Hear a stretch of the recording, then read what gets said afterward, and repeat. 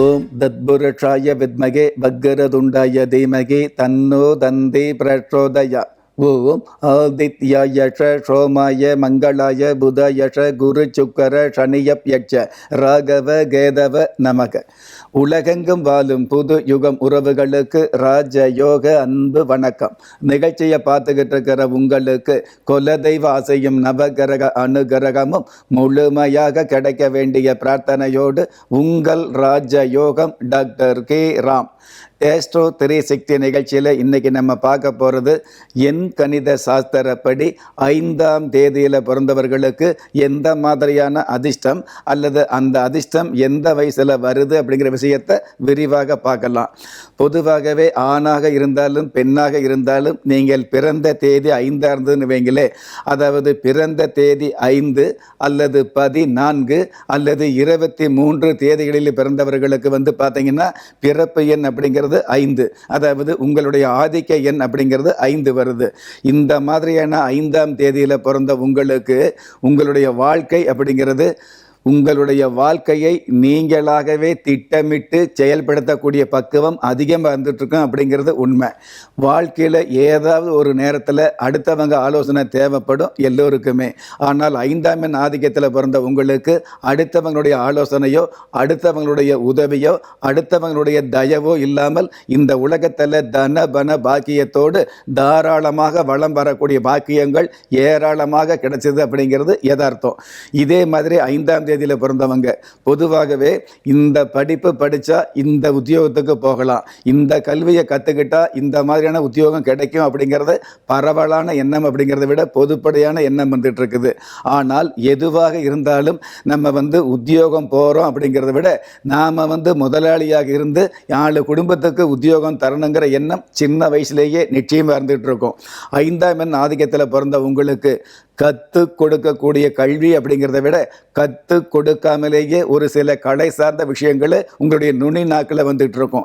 நல்ல பேச்சு திறமையாக இருக்கலாம், அல்லது பாடக்கூடிய சங்கீதமாக இருக்கலாம், அல்லது தாளம் போடக்கூடிய இசை அமைப்பாக இருந்துகிட்டு இருக்கலாம், அல்லது விளையாட்டு போட்டியாக இருந்துகிட்டு இருக்கலாம், அல்லது நடனம் சம்மந்தப்பட்ட விஷயங்களாக இருந்துகிட்டு இருக்கலாம். இந்த மாதிரியான கலை சார்ந்த விஷயங்களில் நிலையான ஒரு சாதனையை செய்து காட்டக்கூடிய பக்குவம் 5ஆம் எண்ணுக்கு அதிகமாக இருந்துகிட்டு இருக்குது அப்படிங்கிறது உண்மை.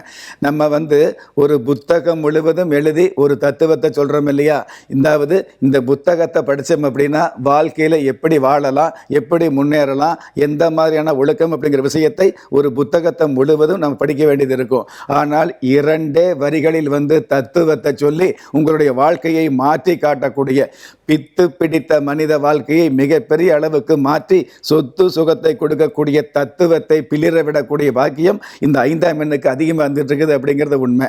அதே மாதிரி கவிதை சம்பந்தப்பட்ட, அதே மாதிரி கற்பனா சக்தி சம்பந்தப்பட்ட கற்பனை அப்படிங்கிற விஷயத்தை கூட நல்லபடியாக விற்பனை செய்யக்கூடிய பாக்கியம் 5ஆம் எண்ணுக்கு அதிகமாக வந்துட்டு இருக்குது அப்படிங்கிறது உண்மை. கதை கட்டுரை எழுத்து துறைகளில் ஏராளமாக சாதிக்கக்கூடிய பாக்கியமும் இந்த 5ஆம் எண்ணுக்கு அதிகமாக வந்துட்டு இருக்குது.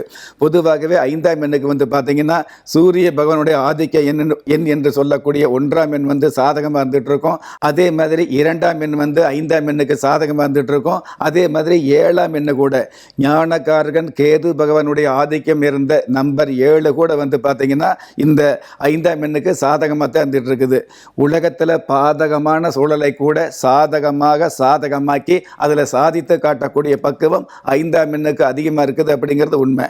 எல்லாவற்றுக்கும் மேலாக 5ஆம் தேதியில் பிறந்த நீங்கள் பொதுவாகவே, அதாவது புதன்கிழமை நாளில் குலதெய்வ வழிபாடு அல்லது கஷ்டகாலங்களை துஷ்டமாக்கக்கூடிய இஷ்ட தெய்வ வழிபாடு அல்லது புதன்கிழமை நாளில் எல்லாம் வல்ல எம்பெருமான் 7 மலைக்கு அதிபதியாக இருக்கக்கூடிய 7 மலை ஆண்டவர் திருப்பதி தெய்வத்தை வழிபாடு, இந்த மாதிரியான வழிபாடுகள் மிகப்பெரிய அரிய பெரிய வாய்ப்புகளை உங்களுக்கு ஆயுள் முழுவதும் அள்ளித்தரும் அப்படிங்கிறது சாஸ்திர ரீதியான உண்மையாக இருந்துகிட்டு இருக்குது. பொதுவாகவே யாராவது வாகனம் வாங்கணும்னு வைங்களே, அது 2 சக்கர வாகனமாக இருந்தாலும் 4 சக்கர வாகனமாக இருந்தாலும் அந்த வாகனத்துக்கு 5ஆம் எண் வச்சுக்கிட்டோம் அப்படின்னா நமக்கு ஆரோக்கியமாக இருக்கும் அல்லது அதிர்ஷ்டமாக இருக்குங்கிற எண்ணம் நிறைய பேருக்கு இருந்துட்டு இருக்குது. ஆனால் 5ஆம் தேதியில் பிறந்த உங்களுக்கு உண்மையாலுமே 5ஆம் எண் அப்படிங்கிறது ஆரோக்கியமாக மட்டுமில்லை, மிகப்பெரிய அதிர்ஷ்டங்களை ஆயுள் முழுவதும் கொடுக்கக்கூடிய வல்லமையோடு இருக்கும் அப்படிங்கிறது வாழ்நாள் சொல்லக்கூடிய உண்மையாக இருந்துட்டு இருக்குது. இந்த மாதிரி 5ஆம் எண் ஆதிக்கத்தில் பிறந்த உங்களுக்கு இந்த மாதிரியான அதிர்ஷ்டம், இந்த மாதிரியான வழிபாடு, இந்த இந்த மாதிரியான எண் சம்பந்தப்பட்ட சாதகம் விஷயங்களை நம்ம தெரிஞ்சுக்கிட்டு இருக்கிறோம். இது மட்டும் இல்லாமல் உங்களுடைய வாழ்க்கைக்கு 5 அப்படிங்கிறது பொதுவான எண்ணாக இருந்தாலும் உங்களுடைய வாழ்க்கையில் மெதுவாக முன்னேறுவதற்கு எந்த மாதிரியான சூட்சும வழிபாடு சம்பந்தப்பட்ட விஷயங்களை யூடியூப்பில் ராஜயோகம் டைப் பண்ணி போனீங்க அப்படின்னா விரிவாக விளக்கமாக தெரிஞ்சுக்கலாம்.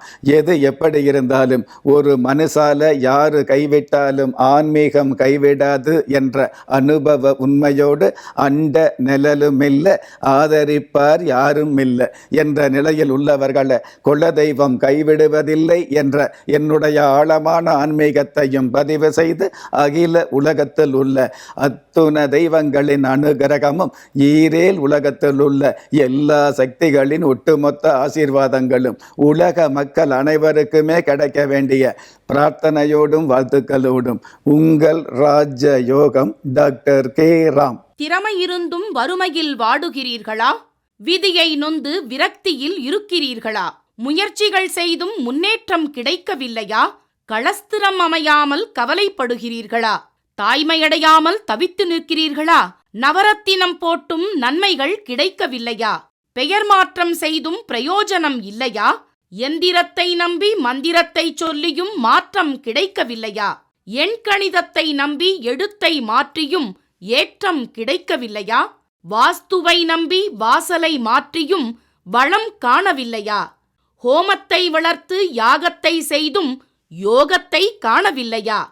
திரும்பிய பக்கமெல்லாம் திண்டாட்டங்களையே சந்தித்த உங்களை யார் கைவிட்டாலும் ஆன்மீகம் கைவிடாது.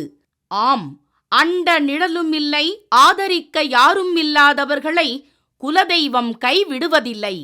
கிள்ளிக் கிடைக்கக்கூடிய யோகங்களை அள்ளிக் கொடுக்கக்கூடிய ஆன்மீக அற்புதம் குலதெய்வ விருட்சம். திக்கற்ற யாவரும் ஒப்பற்ற பயன்பெற வாங்கி பயனடைவீர்.